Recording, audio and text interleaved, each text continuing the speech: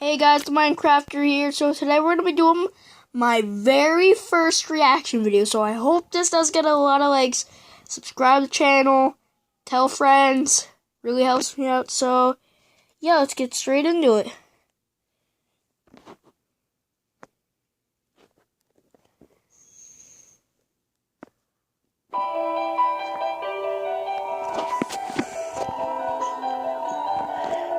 Hope you guys enjoy the video.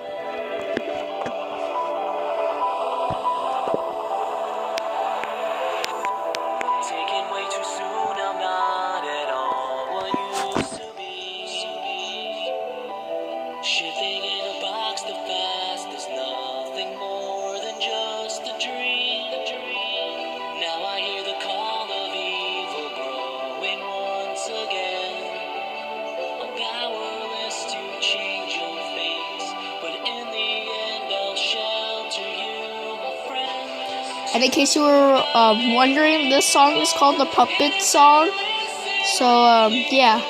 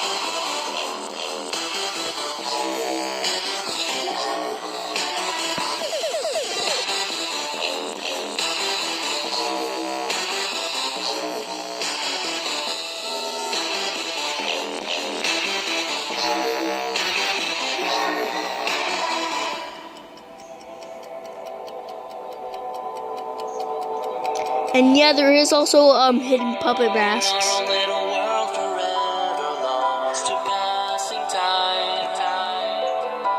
No one knows what it's like to wear a mask that you are trapped inside. One day the purple clouds that hover over us will fade. Then we'll be free to cut the strings, to wipe the tears, but now we walk in chains.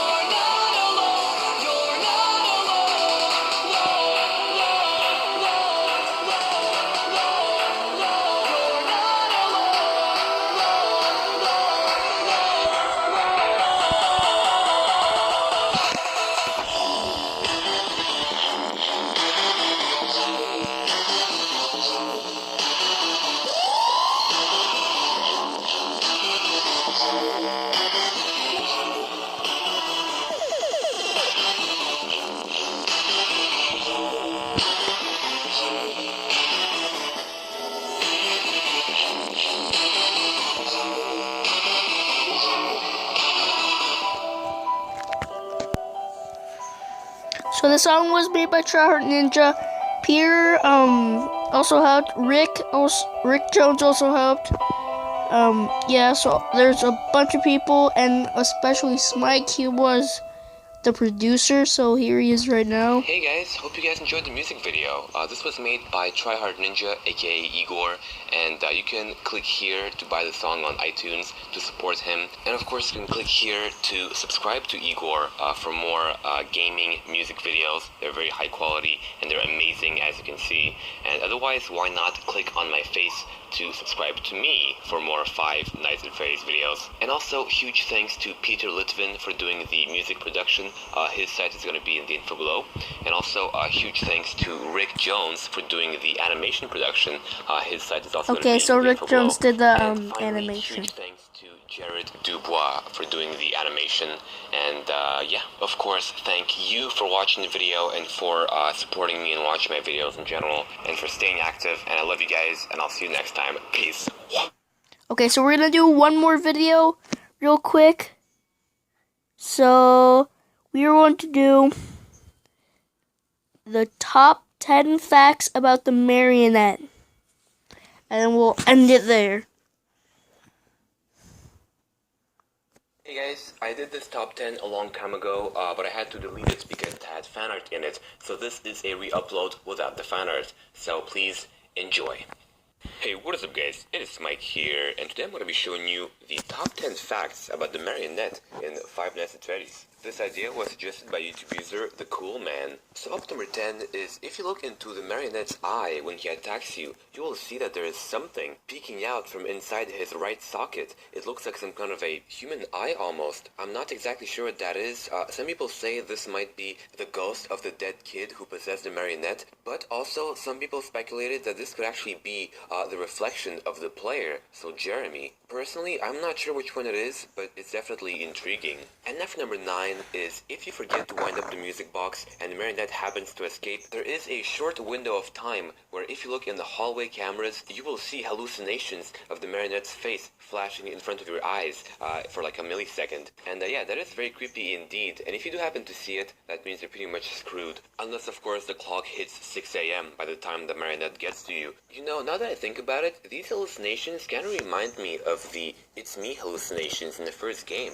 I don't know if the puppet had anything to do with that. But anyway, enough. Number 8 is that the puppet appears to be somewhat sentient, which means that he has sort of a consciousness. The reason we know this is because the phone guy, when he talks about the puppet to you, he says that the puppet seems to be always thinking, and this sort of reinforces the belief that a lot of people have, which is that the puppet is actually possessed with the soul of a dead child. And this is what makes the puppet the most mysterious animatronic in the whole Five Nights at Freddy's game series. He represents sort of the paranormal element of the series. And now for fact number 7 is that the puppet is actually a mix of multiple toys. These toys are, first of all, the sock monkey, because the puppet has a appearance very similar to the sock monkey. You know, it's very lean, it's also very tall, you know, and has very long arms and legs. The second toy it represents is the Jack-in-a-Box, of course, because the winding up of the music box in game is very similar to the Jack-in-a-Box mechanism. The third toy is, of course, the marionette, because it is operated by strings, and of course, pretty much all fans call him the marionette or the puppet.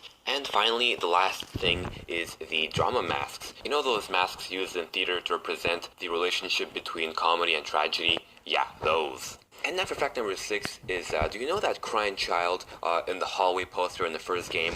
Well, that crying child probably represents the marionette. The reason why is because in the second game, in the Give Cake to the Children minigame, you can see a child get murdered, and his tear tracks strangely match the ones on the child poster, and also, of course, the ones on the marionette. And also, whose jump scare do you see at the end of the minigame? The marionettes. And then for fact number 5 is that the marionette doesn't actually have any official name. I mean, yes, of course, people call him the marionette or the puppet, but officially in the game, his name is never actually revealed, if he even has one. The only reference we have to the marionette in the game is when the phone guy calls it that puppet thing. But otherwise, nothing. Even if you go in the custom night menu, you can't change the marionette's AI, so it doesn't say its name there either.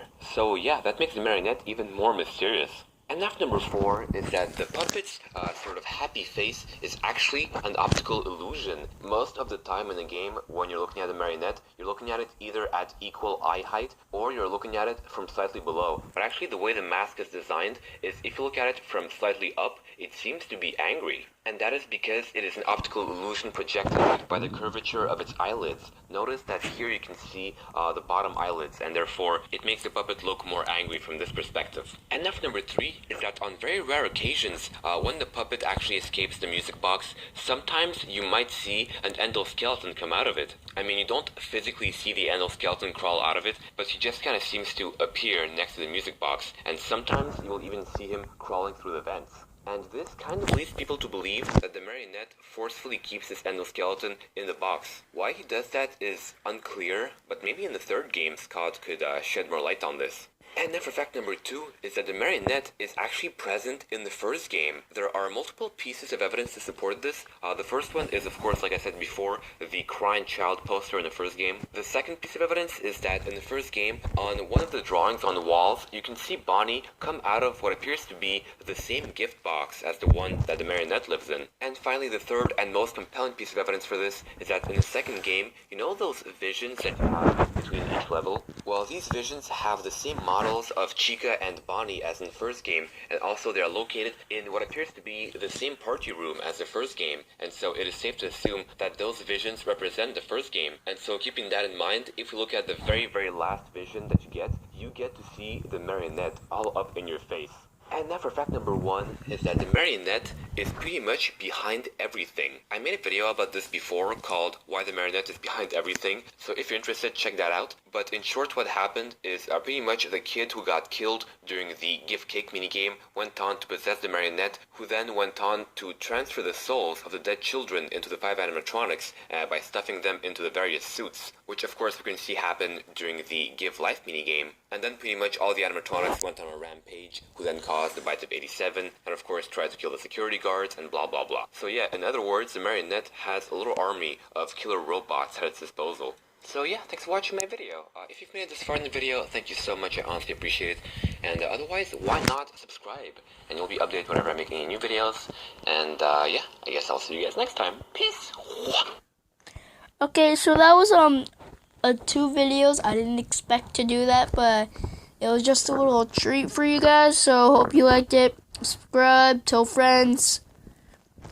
Tell me what you think. Give it a like. And yeah, bye.